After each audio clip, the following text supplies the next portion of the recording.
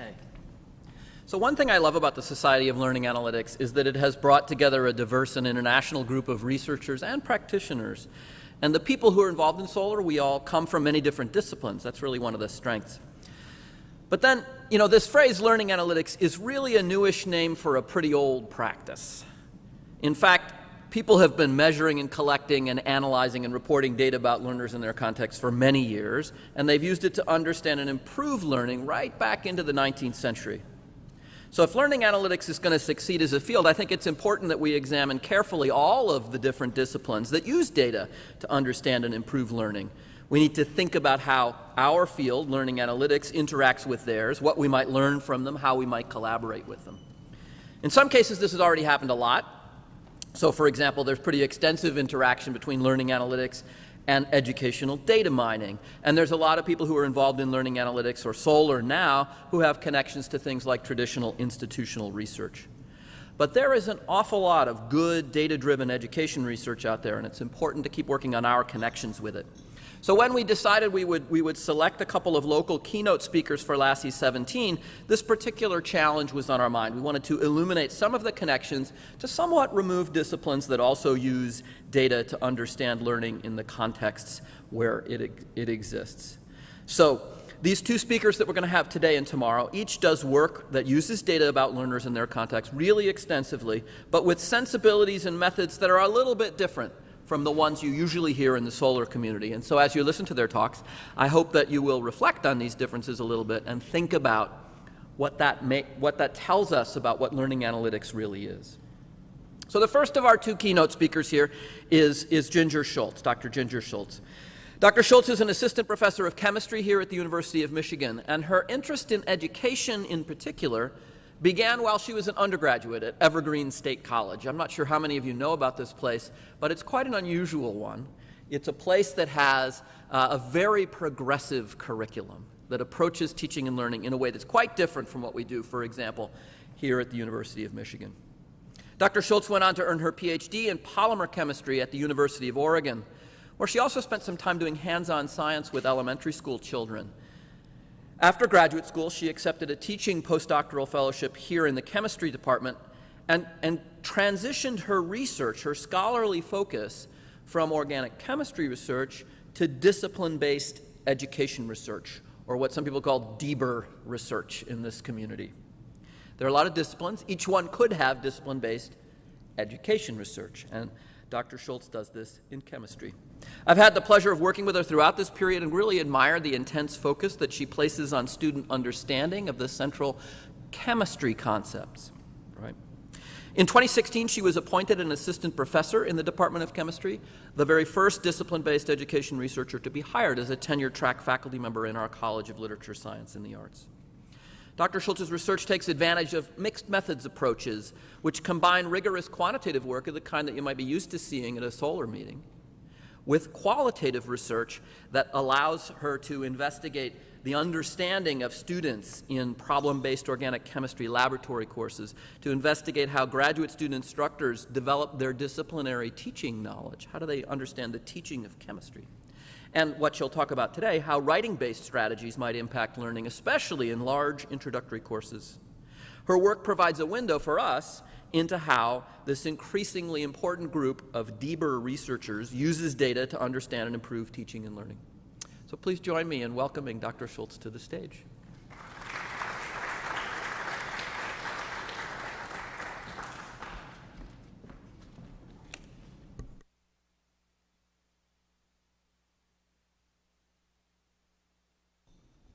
So I put the microphone back. Is it on?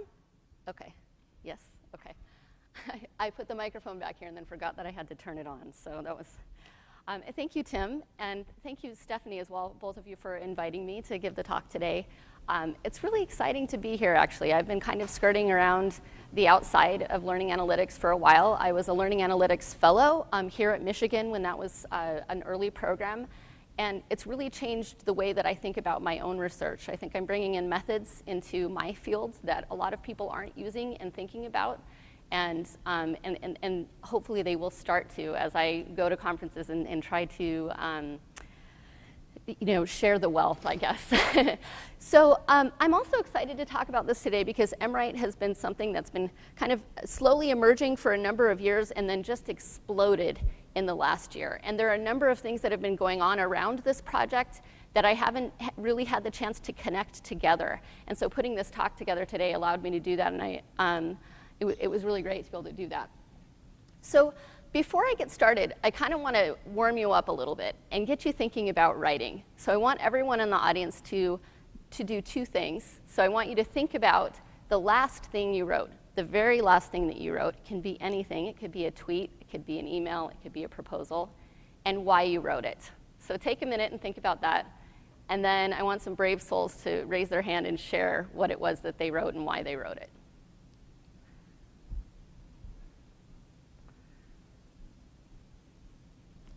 Yes.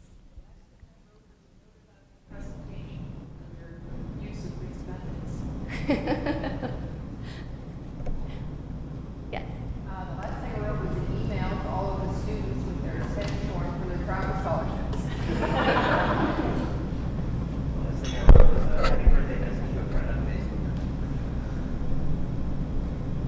Anybody else? Just a couple more. Last thing I wrote was an email to a friend that I completely forgot about. Right. Okay, so the point of that is that what I want you to think about is how pervasive writing is. We use it every day, all day.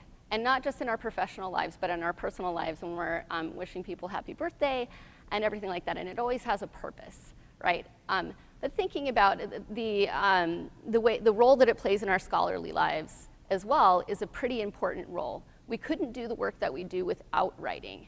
But unfortunately, that importance and that role has not translated into the classroom, right? The way that we use writing in the classroom is very different, if we use it, is very different from how we use it in our scholarly work. And it's that gap that we really want to address with MWrite. That's kind of the premise behind MWrite, and that's why I wanted you to start thinking about that. So the idea behind the project, or my title, Identifying and Addressing Barriers to Dissemination of Writing to Learn, is really about that. So we wanted to begin by understanding how faculty view writing and the role of writing not only in their scholarly work but in the classroom, and whether or not they're using it. And then to take what we've learned and use that information to do a better job of getting faculty to start using writing.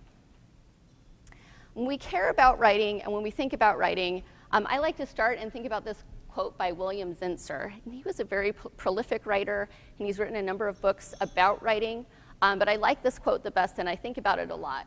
It says, writing is thinking on paper. And I also think that this connects to Simon's talk yesterday quite a bit, where using a computer to help you think. I think that really is connected to writing, that when we write, we connect ideas together, we synthesize the ideas in our mind, and we learn. So that's the basis for MWrite and the way that we think about it.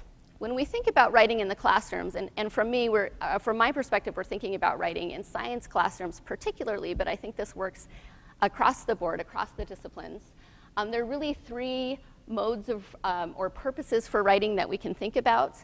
And two of them we see a lot of, and the third we don't see as much of. So the first one is learning to write. We recognize that students need to use writing as a tool, and they need to be able to do that in an expert-like way, and to learn how to do it in the ways in which we do it in our own scholarly work.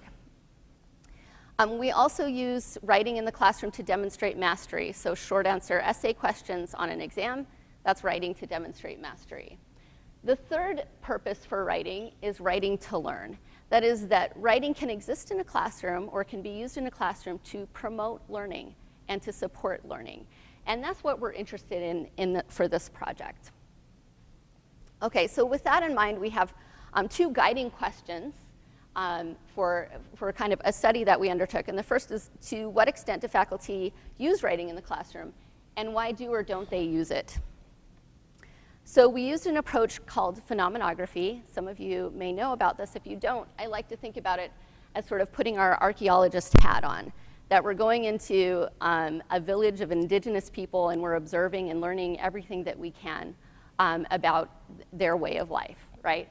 And that comes with it some challenges, the first of which is that we're always going to see these people through our own lens and our own way of thinking. But at the same time, we can get a very rich understanding of what's going on. And so we're using this, we use this general approach to think about how writing is used in the classroom and how faculty view and think about writing. And thinking about this approach, specifically in terms of writing, there are a few things that we recognize. First of all, we're going to make the assumption that there is a finite number of different conceptions about writing and its role in the classroom. And also, we're not going to qualify these as being either correct or incorrect. We're not trying to pass judgment. We're just trying to understand them. And we're also thinking about this space in terms of sociocultural theory. That is, that we're not thinking about writing as only a cognitive thing that happens in the mind of an individual person, but that writing is a very social activity, and that social aspect of writing is important in terms of learning. These are the methods that we used for our study. So we did a very large-scale survey. This was a nationwide survey in the United States, and we asked 28,000 STEM faculty at 71 institutions. These were all Research One institutions. And we got about 5,000 responses. And I think all of you, if you've gotten an email, faculty in here, you know how awesome that is to have gotten 5,000 responses. I know, because now it's like karma. Every time I open my email and I see a survey, I feel obligated to respond to it for this reason. So this survey was focused really on those first two questions, trying to understand how they use writing and how they view writing. And then we followed that up with 33 interviews where we purposefully sampled faculty across the STEM disciplines. We wanted to get a range according to gender and ethnicity and background, and also in terms of their level, so lecturers all the way up to full professors. And we used a semi-structured interview protocol because we wanted to be able to ask probing questions and dig deeply if we felt that there was something interesting. So I'll start with the results of this survey. So first of all, 70% of faculty reported using writing in their undergraduate courses of these STEM faculty. We were pretty excited to see that. At first, that sounds really great, 70% of them. However, most of this writing is not happening in introductory courses. It happens at the upper level for the most part. We also found that the writing that they're talking about using was largely this writing to demonstrate mastery, so short answer essay questions, or discipline-based technical writing, so lab reports. Right? So things that you would expect to see in a science classroom. And that is kind of I can't even say that word, I'm going to skip it for now.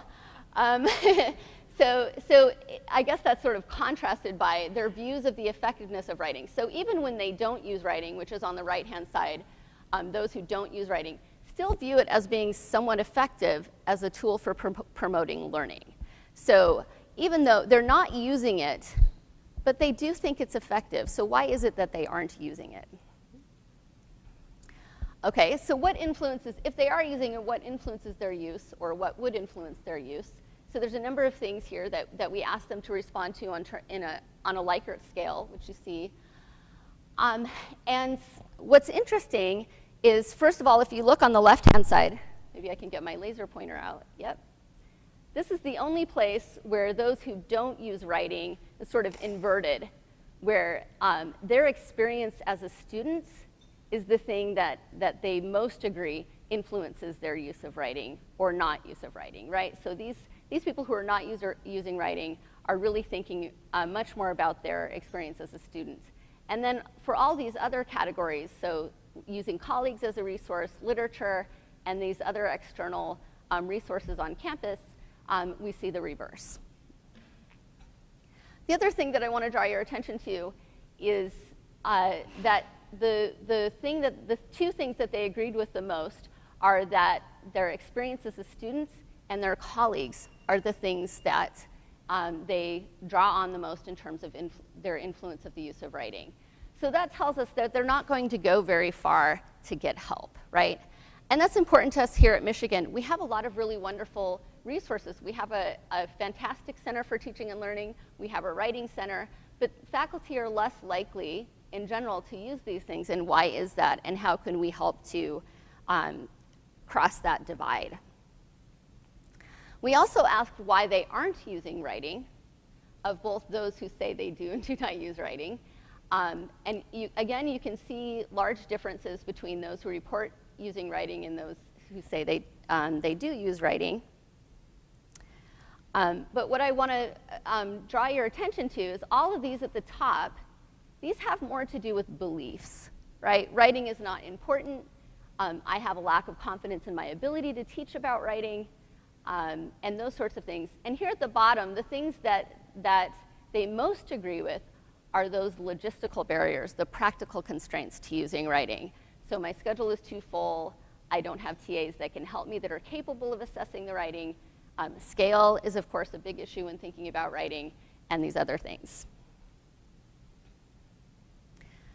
So the last thing that we did, or that I want to talk about in terms of the survey, are these sort of disciplinary profiles. Because, of course, we surveyed faculty across the science disciplines, and we noticed some really interesting patterns. So if you look across the left side, we have the disciplines listed here, and it sort of goes from what you might think of as the soft to the hard sciences.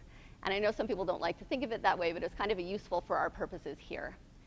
And then down here we have what I like to think about as more of applied sciences. That is, that these are fields where students can complete a terminal bachelor's degree and go out and get a job. That is less the case with the fields here. Usually they're going on to something else in academia. And what you'll notice first is in terms of percentage use, that there's a downward trend going from the soft to the hard sciences, and then kind of a jump back up here with the applied sciences. And then a few other things in terms of what their influences are.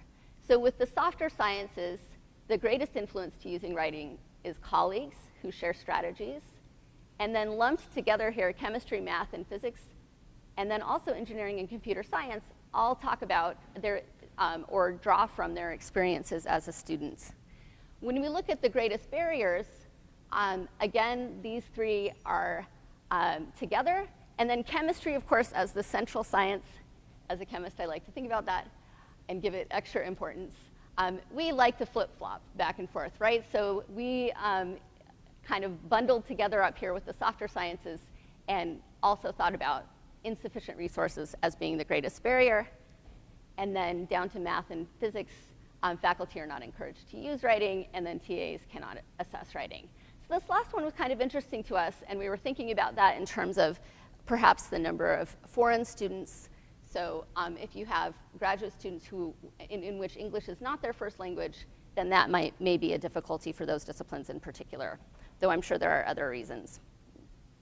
Okay, so this is kind of a summary, and I want to summarize the main points of what we learned and then think about that in terms of what we care about, which is, it's great that we know all of these things, but what are we going to do with that information? What are the implications of what we found? So first of all, we've learned that they're not as likely to engage with the things that might help them successfully implement writing. So the Center for Research on Teaching and Learning, or a writing center if that exists on their campus.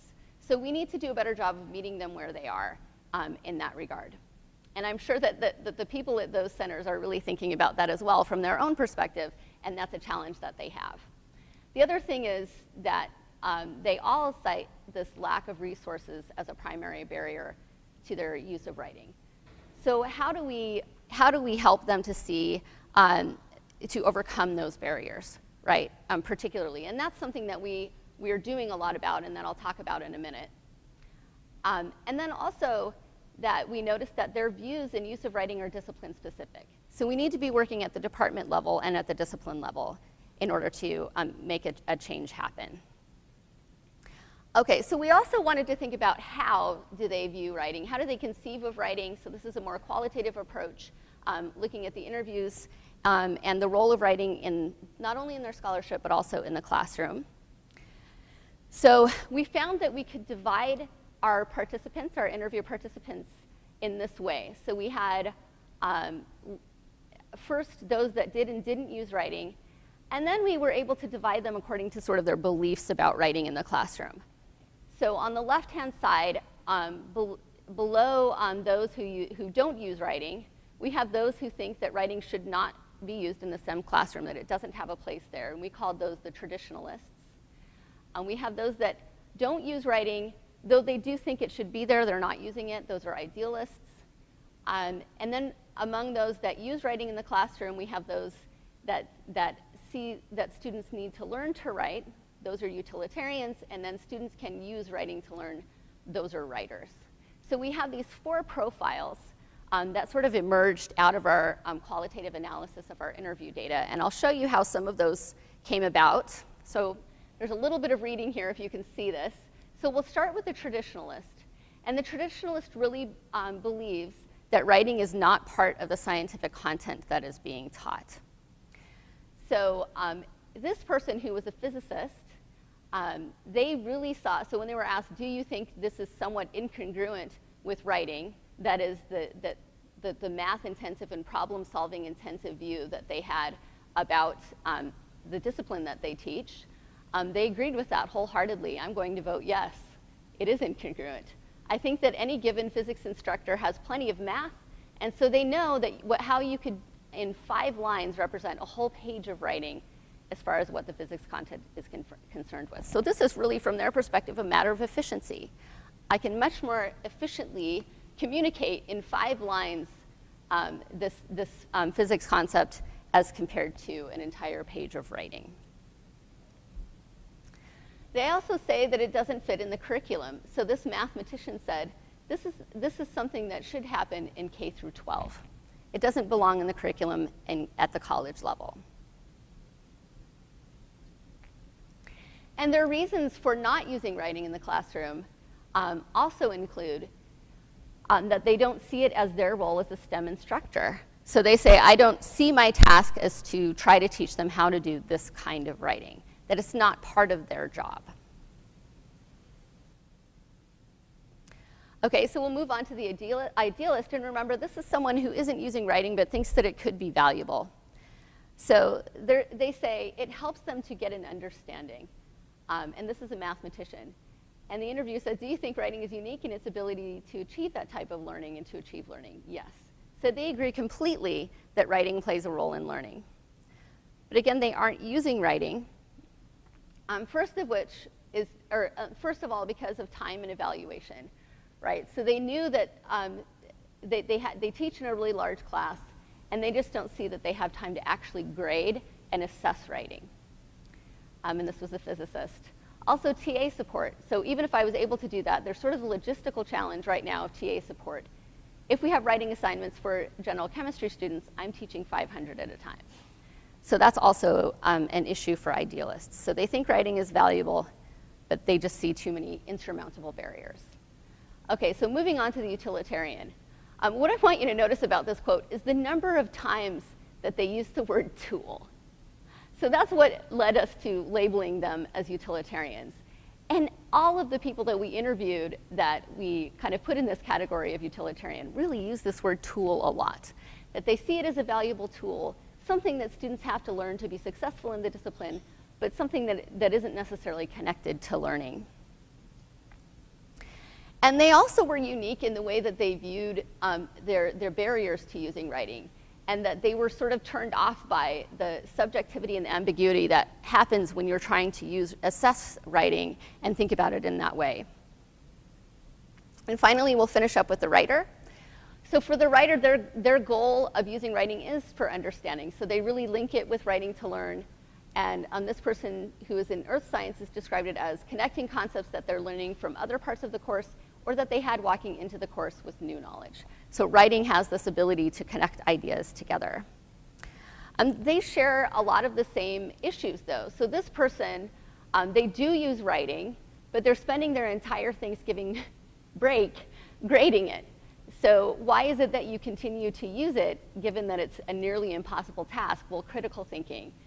That they just see it as being so valuable that despite the fact that they're having to put so much time into using it, that they're still willing to do that. Okay, so those are just some examples of some of the things that people said. And that will end the qualitative part of the talk for those of you who weren't as interested in that. So these are the four profiles. And we see that kind of across 2 dimensions. So the first one is, again, they're using or not using writing. And then they're really thinking about writing as a tool, learning to write, as compared to something that supports learning. So we can think about those profiles in terms of how are we going to work with faculty and what we know about the faculty. So in terms of the traditionalists, this is the toughest nut to crack for us, right? They believe that writing has a role, or they don't believe that writing has a role in the classroom. And as we know, beliefs are much harder to change, right, than anything else. We could provide some supports to them to help them overcome what might be practical challenges, but it's much harder to change their beliefs. And so that's going to be more challenging for us. In terms of that idealist, this is almost an ideal case, so to speak, that they really feel strongly about writing. They just don't see a way to do it and to make it happen. Okay, the utilitarian, this is also a matter of belief. They're willing to use writing. They think it's important. They just haven't yet bought into the notion that writing can support learning. So the ways that they're thinking about writing are different. And then finally, the writer. This is someone that's already doing the things that we care about and that perhaps we can just support them better.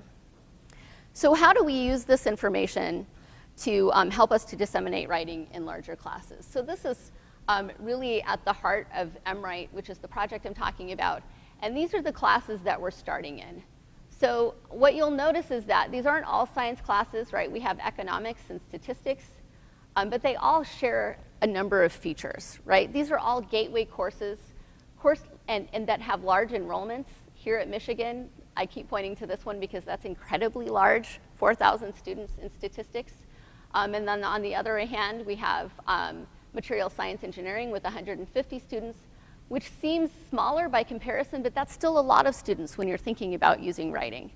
So they all share the issues where writing is not happening in these courses, but it could. And then the other thing to think about in terms of these courses is they're all really gateway courses to something else.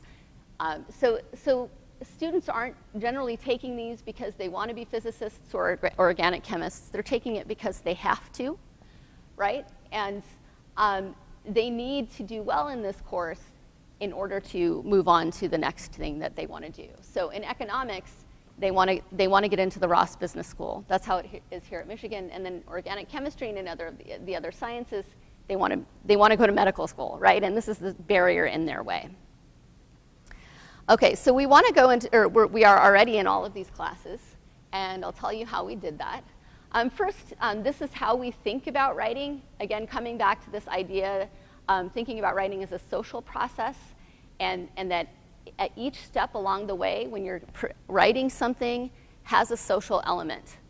So even before you sit down and start typing at your computer, there's a social aspect to writing that we think is important in preparing to write. I like to think about that as when you're at a party, right? And you don't know very many people, so you might kind of sidle up awkwardly to a group of people that are talking and eavesdrop into their conversation. I know you've all done this. I do it all the time.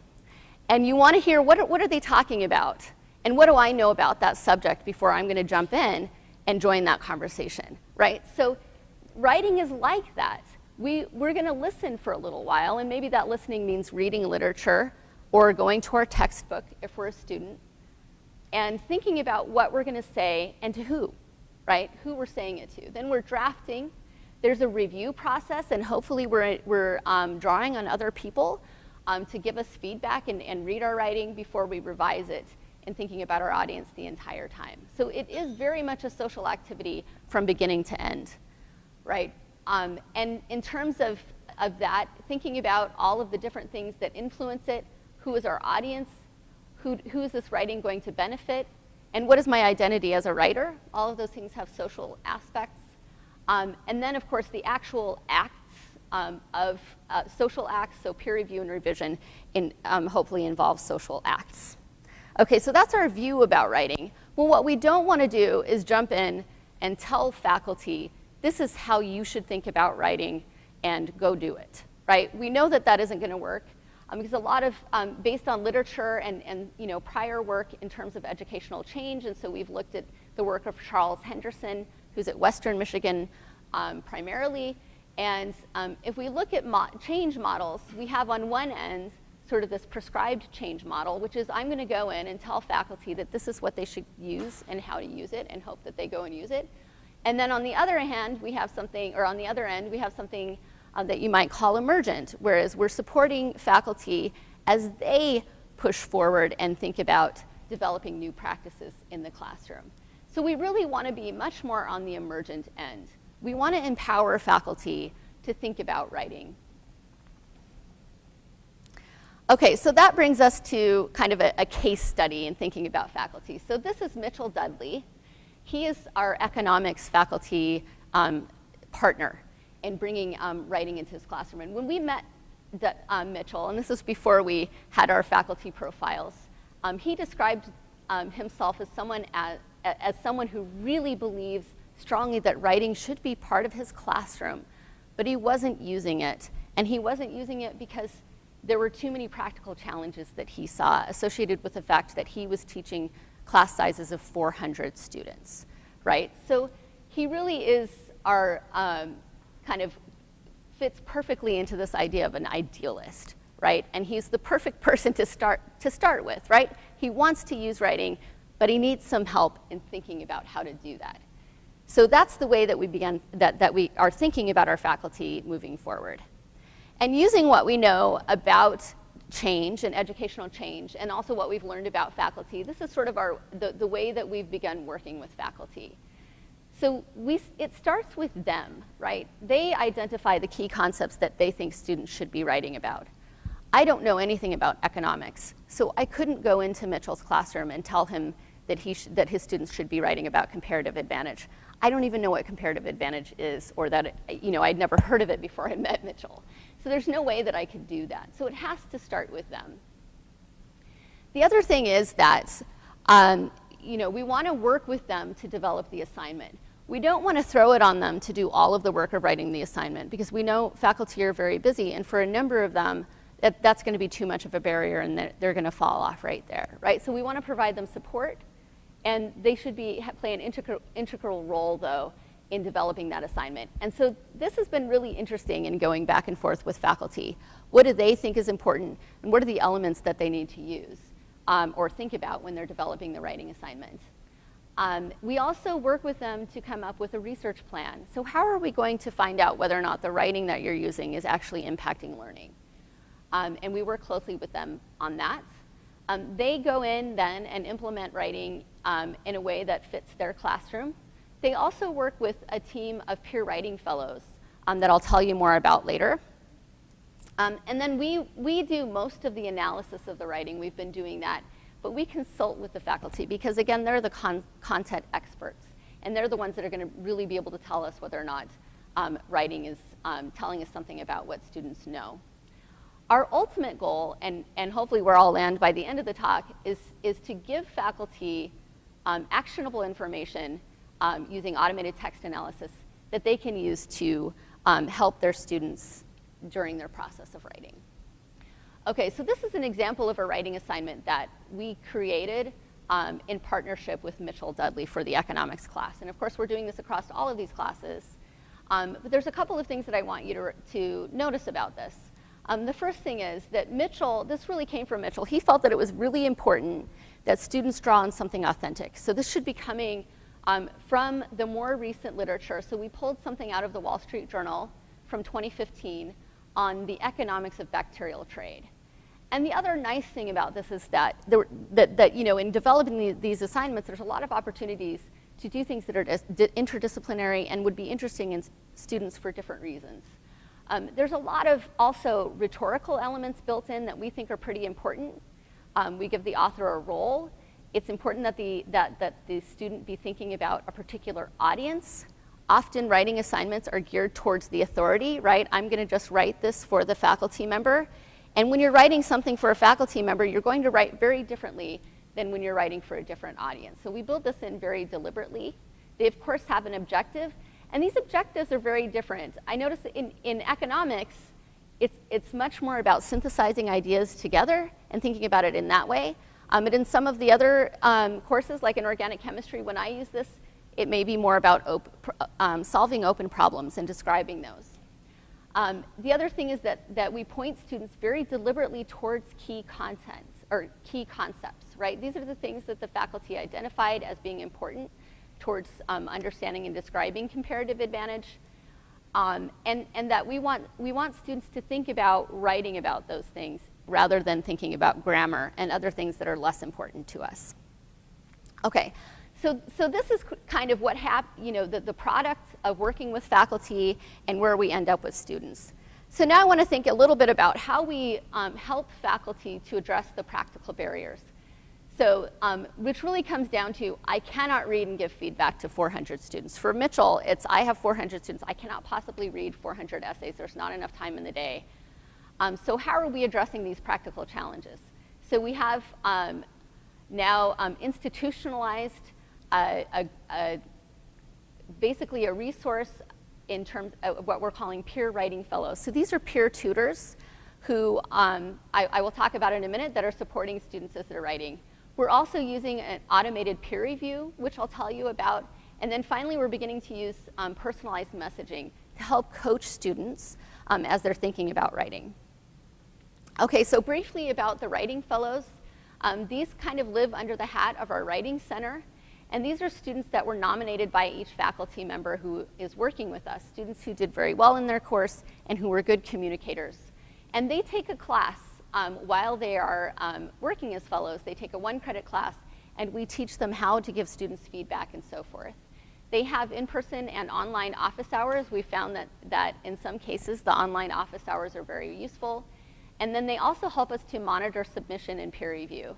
So we can't look at every peer review that the students give, but we can look randomly through and do sort of spot checks to make sure that they're doing what they're supposed to do.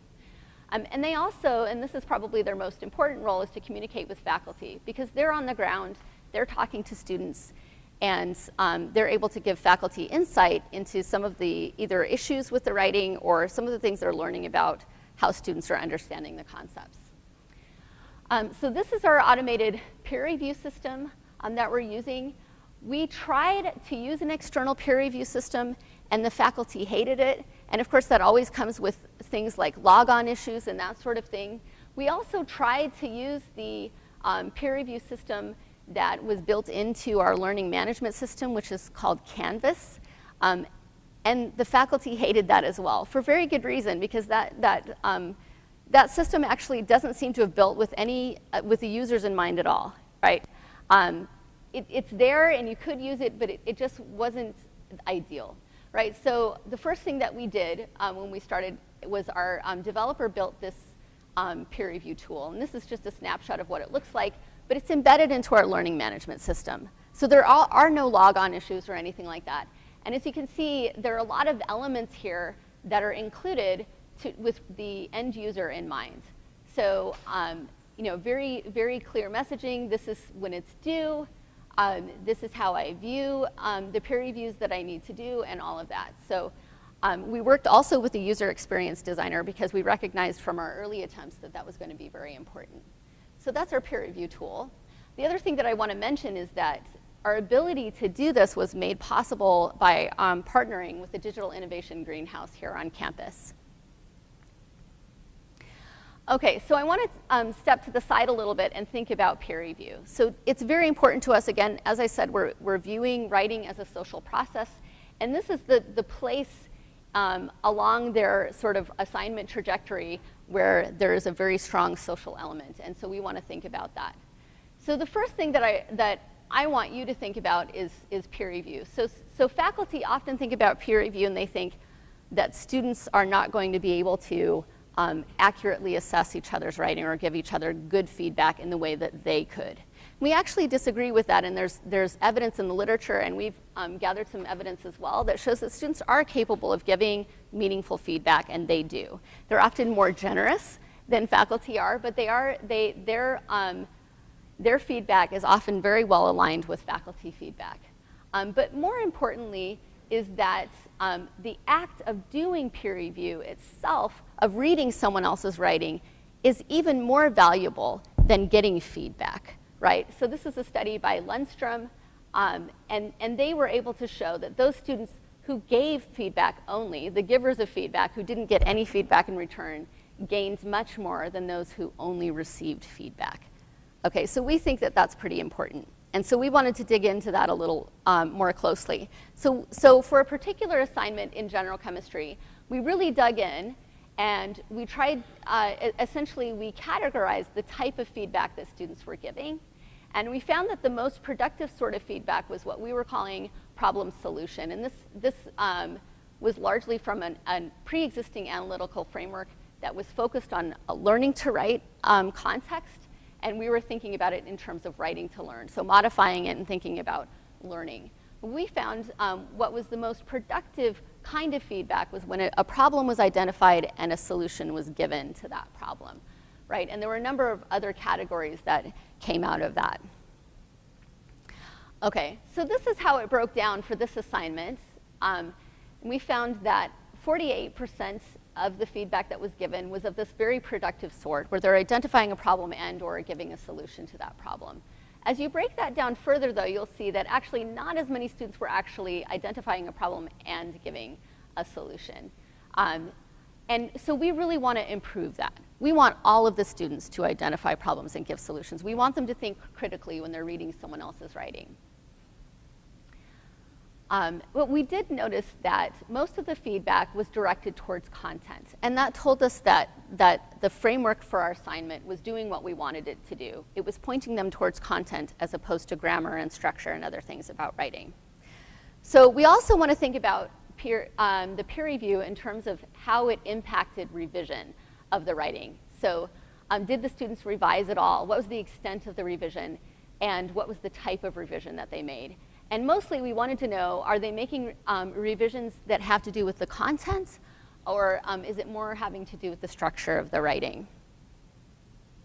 Okay, and this is what we saw essentially. This should be percentage. What we saw was that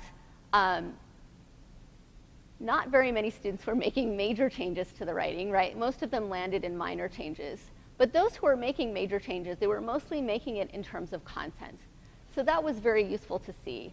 Also, and it supported our kind of the validation of our assignment structure. In terms of the nature of revision, we saw that most students revised, and they were required to revise.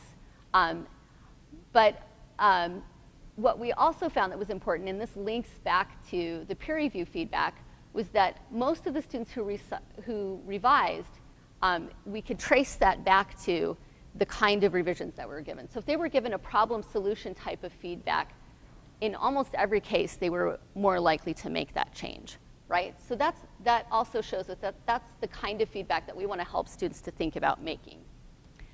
But the last thing, and this is the thing that we really want to think about, is that a large majority of the students made only minor changes, right? They only changed 2 to 3 sentences out of a page or 2 of writing, which really isn't very much.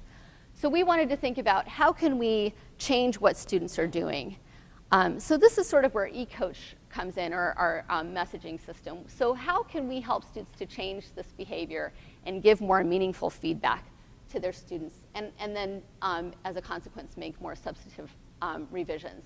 So this is where we're connecting these two elements together. So the peer review with the personal messaging, which is Ecoach. So for those of you who don't know about Ecoach, it came about actually from the Michigan tailoring system, which was developed for changing behavior in terms of healthcare. And the way that Ecoach works essentially is at the center is the Michigan tailoring system. It's pretty nerve-wracking to explain this in front of the person who built Ecoach, but that's okay. Essentially, the Michigan tailoring system, it takes in information about the students. It might be about their grades, their motivation, and their current status. And it also takes in the expertise of different stakeholders in the educational environment, right? So faculty have a lot of expertise, a lot of things that they want to be able to say to students. But we can also get expertise from students who've previously taken the class. And then Ecoach also uses the expertise of behavioral change experts. And it's fed in, and then out of it comes content that is personalized for the student, right? So imagine this in terms of writing.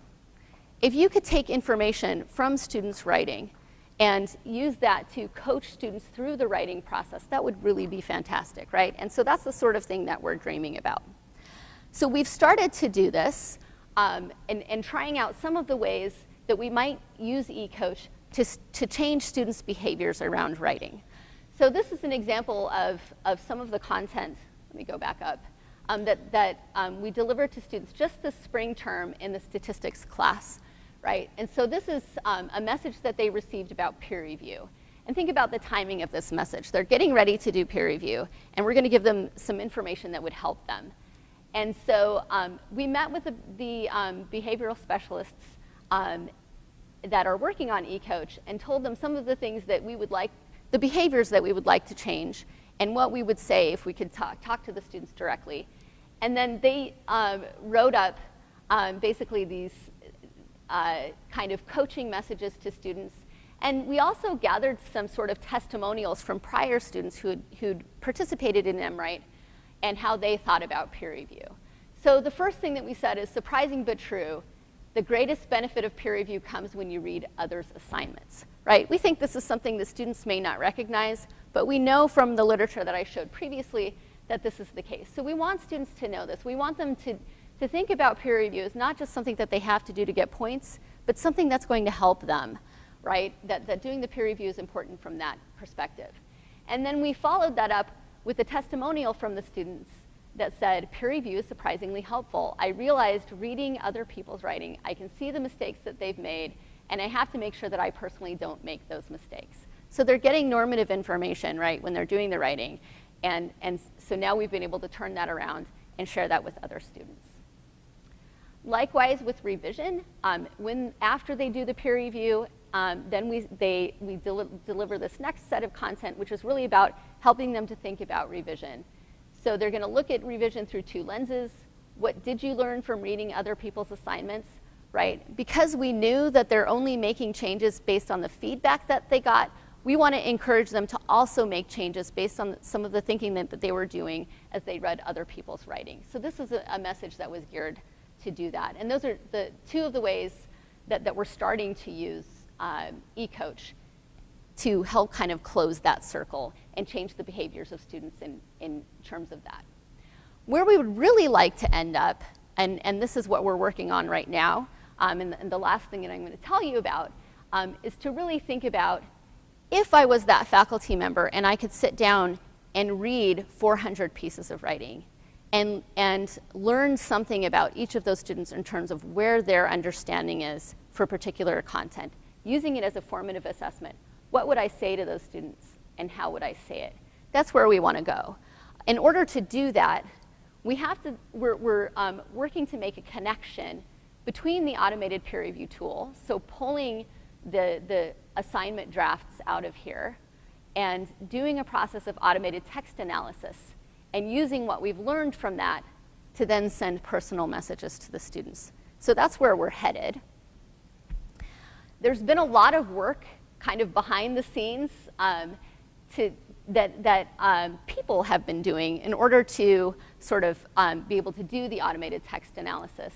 So we have all of these courses, and for a number of assignments, and think about this, for 2,200 students who've participated in MRITE so far, that's a lot of writing that we're looking at by hand, right? A huge corpus of writing. So we have different teams for each of the courses that is reading and ranking that writing in a process that we're kind of thinking of as norming.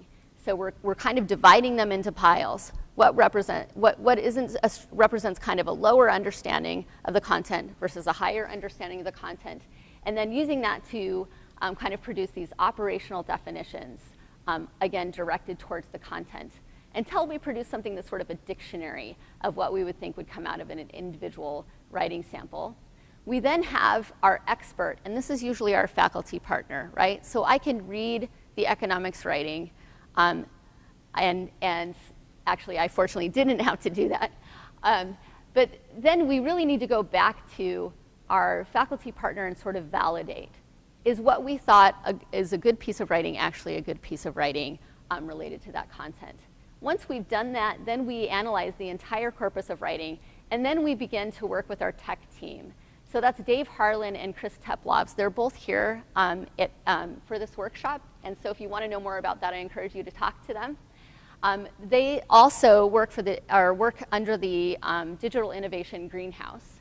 So this is one of the things that they've started to do, and again, we've just finished up a lot of this hand analysis of the writing, And so now they're starting to take this information and to try to build a kind of an algorithm that will help us to build in an automated text analysis process that would then go towards Ecoach. So this is basically kind of a topic model where they are able to look at writing, and this is from economics, so this is again coming back to that comparative advantage, where the computer identifies kind of topic areas, and underneath that there are particular words that feed more or less into a particular topic. So think about using that information. So if you've identified a particular topic and you know that these words are consistent with that topic, then we can begin to connect that with other information. For example, the rankings that we've given the writing. So is this topic or the prevalence of these words consistent with a piece of writing that has a high or low ranking, for example? So that's the direction we're going in. Again, this is very exploratory. If you have more specific questions about this, don't ask me. I would say that these two gentlemen are really holding our hands and helping us to move forward with this and think about it. Okay, so I want to finish up with kind of an acknowledgement slide, but really what's important here is there are a huge number of people that are helping to make this possible. The first person that I want to talk about is Ann Geer. She's the co-PI on this project. She's the director of our writing center. She's also the president of the Modern Languages Association. And it's been fantastic to work with her. I've never worked with someone where we were so in sync, which is amazing because I'm a chemist and she's a writer. And this is someone who came with me to the American Chemical Society meeting and presented and has really embraced this and helped to push it forward. We also have 2 postdocs. And when we have talked to our faculty partners, when they talk about some of the best things about working with the project, they've talked about these 2 people because they've done a fantastic job of working with faculty, helping them move forward.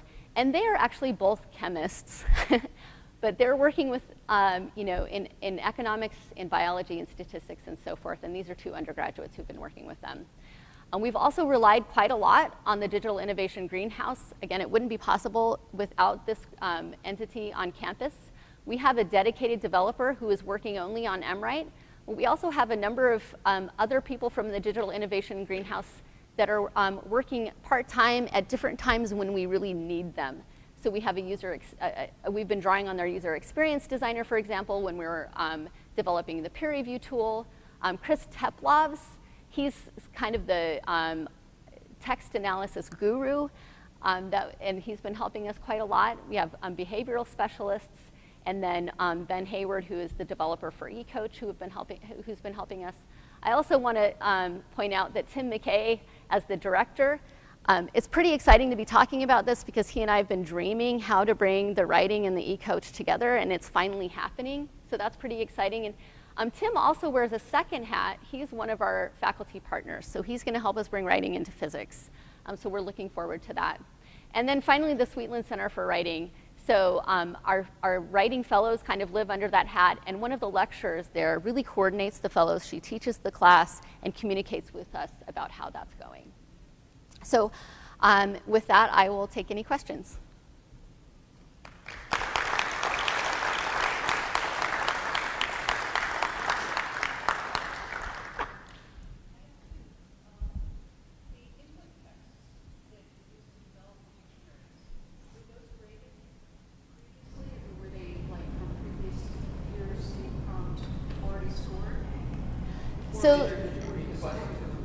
Yeah, so I think what you're asking is, so the writing that we use to develop our dictionary that we're using to feed the text analysis, did that come from was that previously stored? Is that what you're asking? Yeah. No. So yeah, we didn't know, she's asking, did we know the quality of the samples going in? We didn't, and that's actually an interesting thought. One of the things that kind of the practices that we've been working on is whether or not the writing actually has to be graded, right? So does it have to be graded in order for it to do its job, which is support learning? And each of the faculty members has kind of handled that in a different way. So some of them have really just looked at the writing and monitored it for completion, right? So the fellows will go and they'll say, does this look like a page worth of writing on this topic, right? Some of the faculty have moved towards more simplistic grading scales, so kind of unsatisfactory, satisfactory, outstanding, because they recognize that for some students, without that, they're not going to put in as much of the effort. But we don't use that in our analysis, right? We sit down with a group and with no prior conceptions about the value of the writing. So the other question was, how transferable do you think these dictionaries could be within a subject area, but for different prompts? Yeah, so I mean, really there's a lot of levels to that. So she's saying, how transferable is this dictionary within a given subject area, but to different prompts or different topics? So there's actually a bigger, if you can even move outside of that, we're thinking about how much of what we're learning or can we apply across the disciplines as well? Because it's not going to be possible for us to always do this level of analysis, right? And if we want this to be sustainable, we have to have things that we've started to call are not domain specific, right? And we're working towards that. So I don't know yet how much we're going to be able to transfer across, right? But intuitively, I feel like at least in the, and I've spent most of the time thinking about the writing in organic chemistry, which is what I teach, and I've been involved in actually hand analyzing that writing, is that I think that the divide between two prompts in organic chemistry is almost as big as the divide between a prompt in organic chemistry and statistics, for example, right? That if there are common tools that could work for one, they may be able to work for the other. But I don't think that we really know the answer to that yet, but it is most definitely on our mind, right? Because we know, that we're just not going to be able to keep up this effort, and nor do we want to.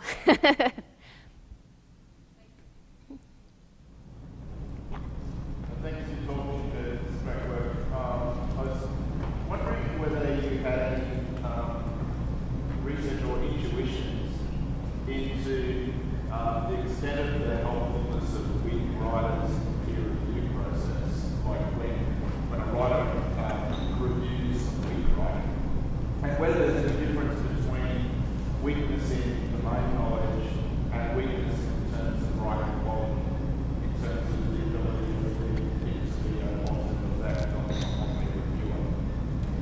Yeah, so let me see if I can restate that question. Sure, wondering whether or not we've done any research or we have any intuition about whether or not when they're reviewing, they have the ability to recognize weak versus strong writing, and even further, the differences between the content in the writing and the actual writing pieces, right, or the structure of the writing. So we haven't yet done anything that is specifically towards that, research-wise. I think, and you might talk to Chris Teplovs after this, but I think that there are some things that correlate very strongly with performance, right? Because you can use something as simple as word count, for example, or combinations of words or things like that in order to kind of predict a score, at least to a reasonable degree. So those things are paired. I think they will be paired fairly strongly, but to what extent, I don't know. And I'm not familiar enough with the literature in that area to be able to say whether or not someone else has looked at that very closely, though I suspect that they have. I do think that in a coarse way, as in kind of from a rough approximation, that there's very clearly writing that is both written poorly, but also demonstrates a poor understanding.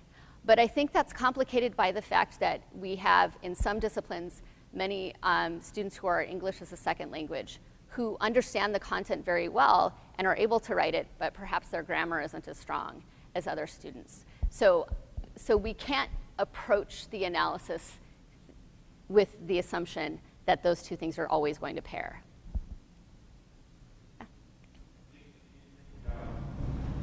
Do you think those differences are likely to impact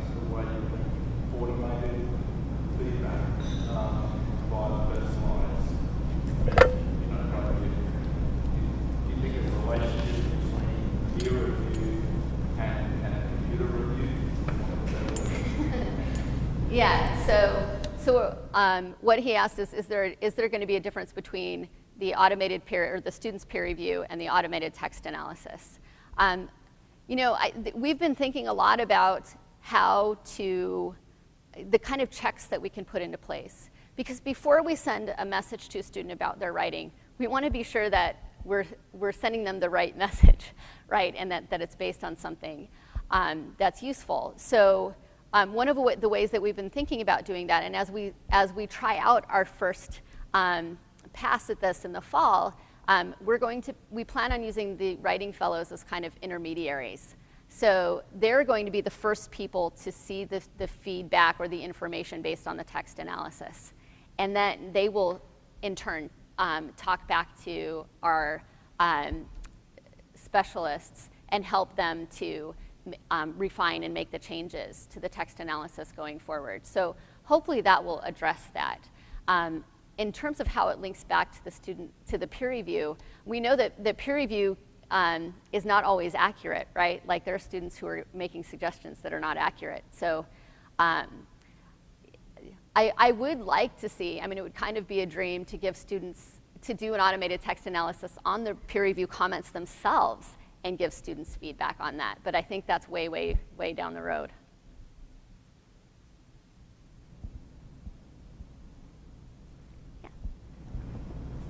Thank you for your talk. I was blown away by one of your early slides where you showed that the most influential thing on faculty practice was their own experience as students.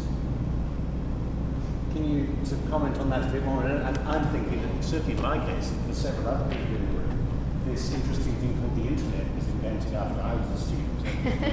And my own experiences as a student was is pretty well irrelevant to the needs of today's 19-year-olds. But could I have a more expert view, please?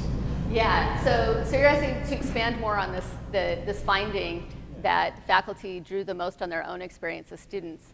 And of course, faculty, the internet wasn't in existence when most of us were, it wasn't for me. Yeah, it's funny because a number of the projects that I'm working on actually kind of all intersect with that idea. So in an organic chemistry lab that I've been teaching, we have students go out and find external information to help them solve problems. So we think a lot about how they use the internet, actually. So I hadn't thought about faculty as using the internet, and we actually didn't ask that. So, I'm very curious to see to what extent faculty are using the internet to inform that. That also ties back to some of my other work, which is thinking about how people learn to teach. And usually we look at graduate students and how they learn to teach.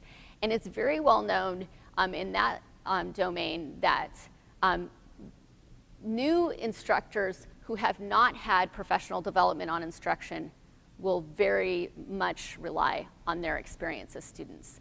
And so if you think about who is teaching at the college level, we spent all of our training focusing on our scholarship and not very much in thinking about how to teach. So it makes sense that we would also draw on our experience as students. And I think I think that it differs by department, right? And I think in the sciences, I can pretty confidently say that it very often amounts to here's how to use a fire extinguisher and don't date your students, right? So.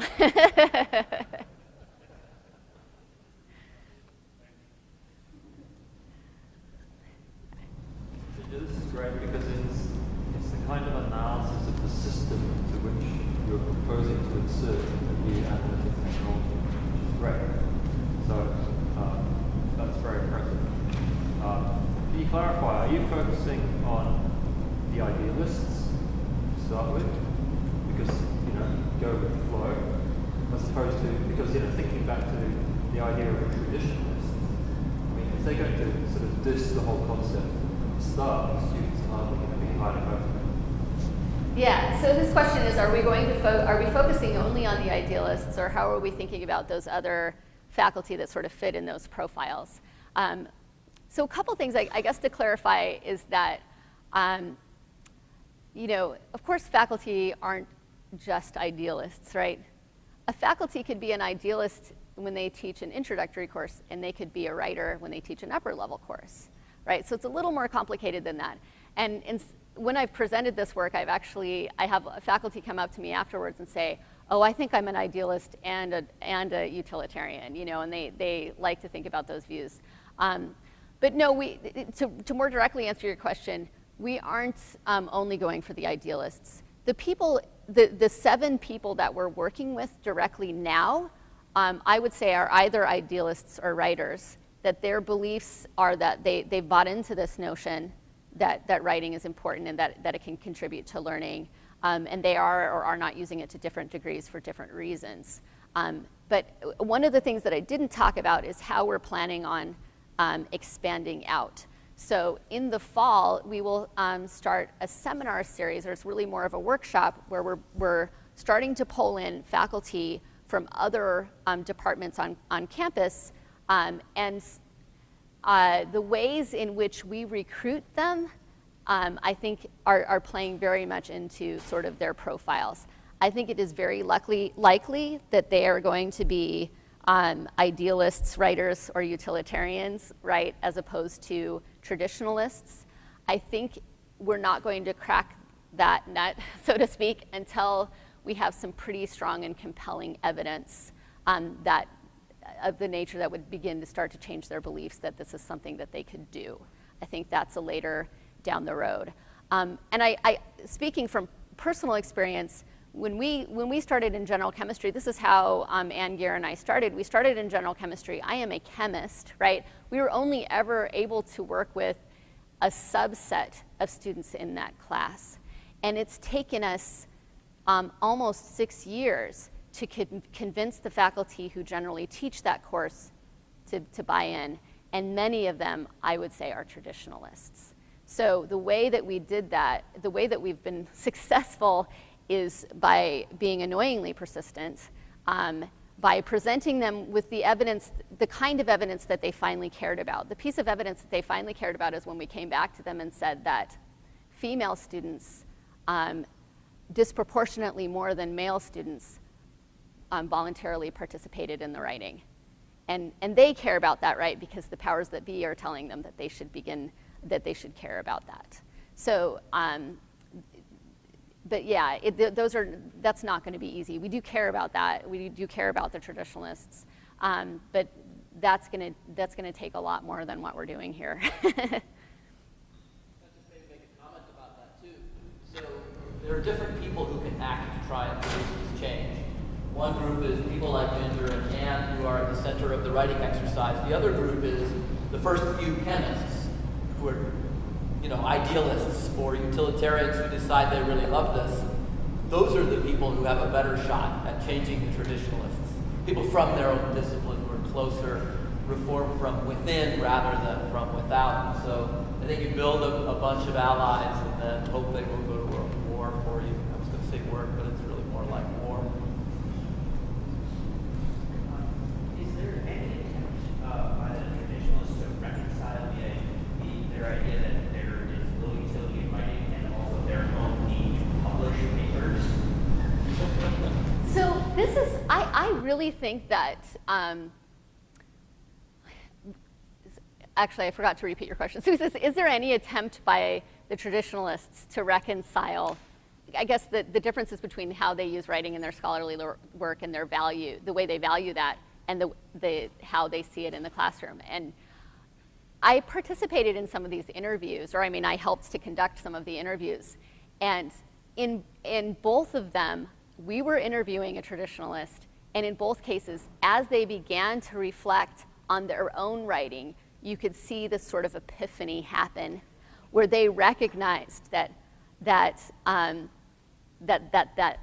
was the case, right? And that was pretty amazing. I didn't really capture it here, but that was where we were. I feel like we were sort of influencing our subjects by forcing them to reflect. I think that traditionalists probably don't reflect on that very thing, right, and think about their own writing. Yeah.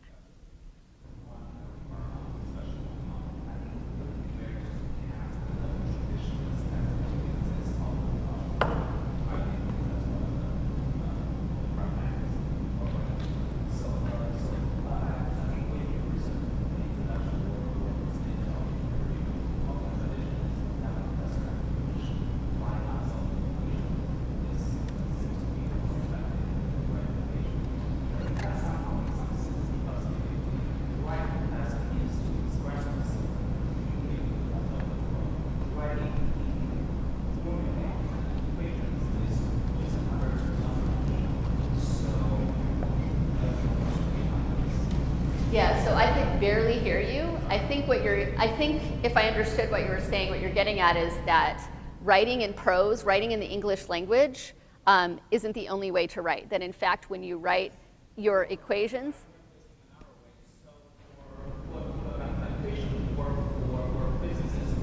they can write equations and formulae. For computer scientists, writing in programming language is yet another way to communicate with other people and the rest of the world. So in some sense, if you think or define the purpose of writing to be global, and so I think it's nothing but a different representation and format is different. So I think it might be a little unfair to ask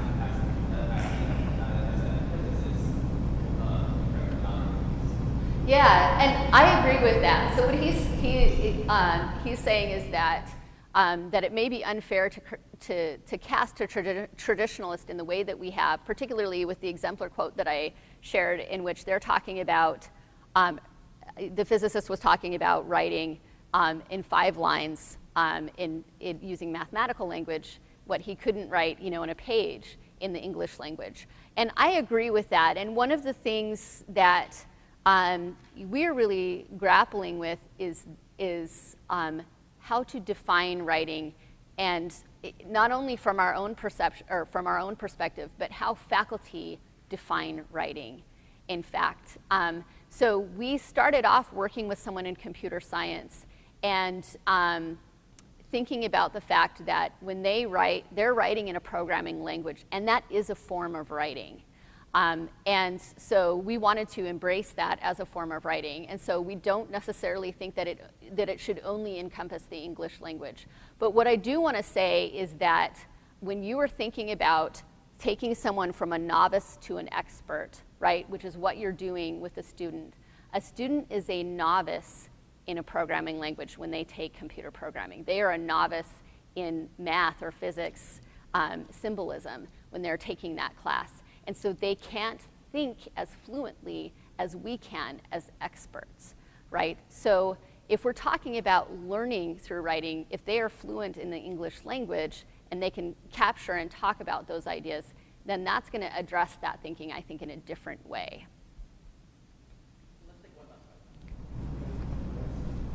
How you will know that your system is ready? Because there's no such thing as a perfect automatic analysis. There will only be some errors there. How do you decide that it will be okay to give it to students or just experimental phase? Okay, so the question is, how do we know when our system is ready? How do we know that it's ready to just go out to students?